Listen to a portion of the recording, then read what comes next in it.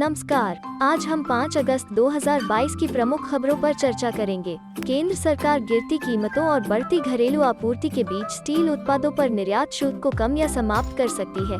इस मामले से परिचित 2 लोगों ने कहा। इसी तरह की गिरावट के बाद पेट्रो उत्पादों पर शुल्क में कटौती हुई। इस्पात मंत्रालय ने पहले ही कई उद्योग अभ्यावेदन प्राप्त करने के बाद वित्त मंत्रालय के साथ इस मामले को उठाया है। लोगों ने नाम न छापने की शर्त पर कहा। अदानी समूह का हिस्सा अदानी एंटरप्राइजेज लिमिटेड AEL ने गुरुवार को कहा कि एकीकृत संसाधन प्रबंधन IRM और हवाई अड्डा व्यवसाय के मजबूत प्रदर्शन के कारण 30 जून 2022 को समाप्त तिमाही में उसका समेकित राजस्व सालाना आधार पर 223% बढ़कर 41,066 करोड़ रुपए हो गया। हवाई अड्डों के कारोबार के पूर्ण समेकन और IRM व्यवसाय में बेहतर वसूली के कारण कंपनी का EBITDA 107% बढ़कर 1,965 करोड़ रुपए हो गया। निजी ऋणदाता एक्सिस बैंक ने गुरुवार को कहा कि उसने अपनी सहायक company axis bank UK limited में अपनी 100% हिस्सेदारी ओपनपेड होल्डिंग्स लिमिटेड को बेचने के सौदे को पारस्परिक रूप से समाप्त कर दिया है। बैंक अब ब्रिटेन में अपनी सहायक कंपनी की समापन प्रक्रिया शुरू करेगा। बैंक ने पहले स्टॉक एक्सचेंजों को एक्सिस बैंक UK लिमिटेड में 100% स्टेक की बिक्री के लिए ओपनपेड होल्डिंग्स लिमिटेड के साथ शेयर खरीद समझौते में प्रवेश करने के बारे में सूचित किया था। सरकार स्टील उत्पादों पर निर्यात शुल्क को कम करने या खत्म करने पर विचार कर रही है। एक रिपोर्ट के अनुसार यह गिरती कीमतों और बढ़ती घरेलू आपूर्ति के कारण है।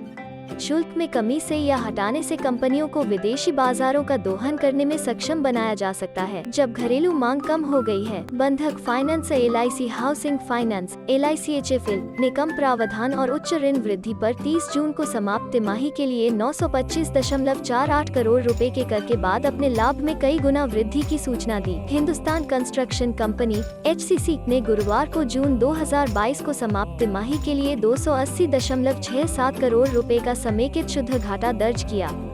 कंपनी को 2021 से 22 की इसी तिमाही में 179.98 करोड़ रुपए का शुद्ध लाभ हुआ था। असम सरकार ने गुरुवार को युवाओं को कुशल बनाने, स्थानीय उत्पादों का निर्यात करने और ई-कॉमर्स आपूर्ति श्रृंखला के लिए प्रतिभा पैदा करने सहित विभिन्न उद्देश्यों के लिए HCL के साथ हाथ मिलाया। विभिन्न कार्यक्रमों के तहत असम के युवाओं की रोजगार क्षमता को सुविधाजनक बनाने के लिए रोजगार और शिल्पकार प्रशिक्षण निदेशालय DECT और IT फर्म HCL टेक्नोलॉजीज के बीच पहले समझौता ज्ञापन पर हस्ताक्षर किए गए थे। सीमेंट निर्माता डालमिया भारत लिमिटेड ने गुरुवार को 30 जून को समाप्त पहली तिमाही में अपने समेकित शुद्ध लाभ में 26.78% की गिरावट के साथ 205 करोड़ रुपए की गिरावट दर्ज की। डालमिया भारत ने एक नियामक फाइलिंग में कहा, कंपनी ने 1 साल पहले अप्रैल-जून तिमाही के दौरान 280 करोड़ रुपए का शुद्ध लाभ दर्ज किया था।